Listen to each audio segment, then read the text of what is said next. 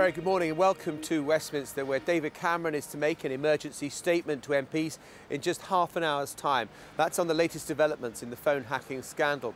He's cut short a trip to Africa for the emergency session. The House of Commons should be in recess, but MPs have been called back.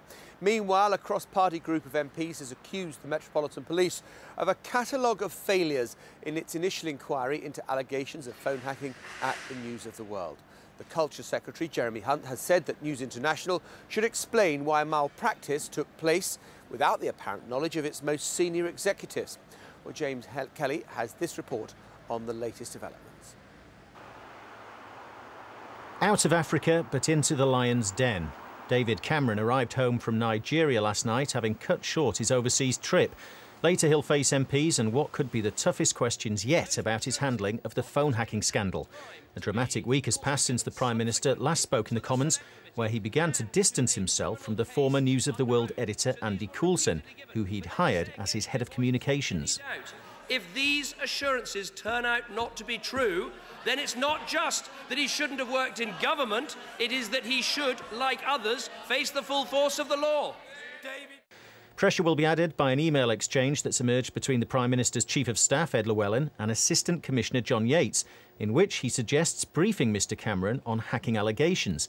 Mr Llewellyn replies, "No, we will want to be able to be entirely clear, for your sake and ours, that we have not been in contact with you about this subject."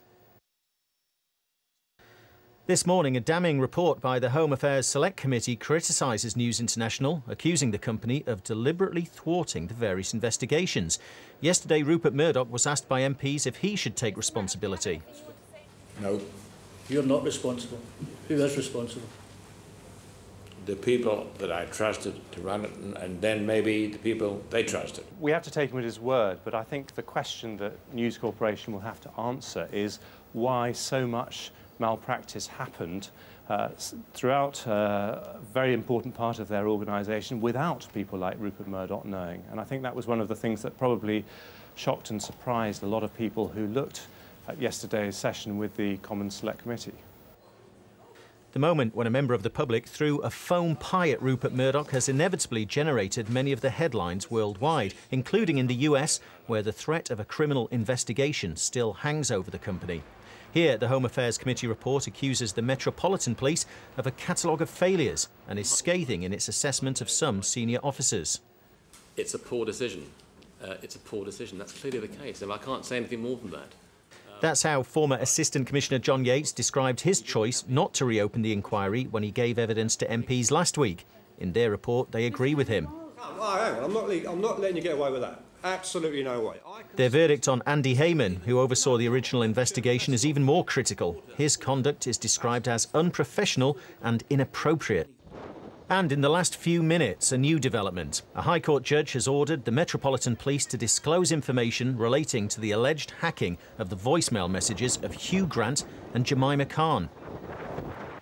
Rupert Murdoch returned to work today with many questions still unanswered, leaving David Cameron in the spotlight. The Prime Minister will be hoping he doesn't have to eat more humble pie over the affair too. James Kelly, BBC News. Well, let's cross live now to the central lobby of the House of Commons. Our chief political correspondent, Laura Kunsberg, is waiting there for us. Laura.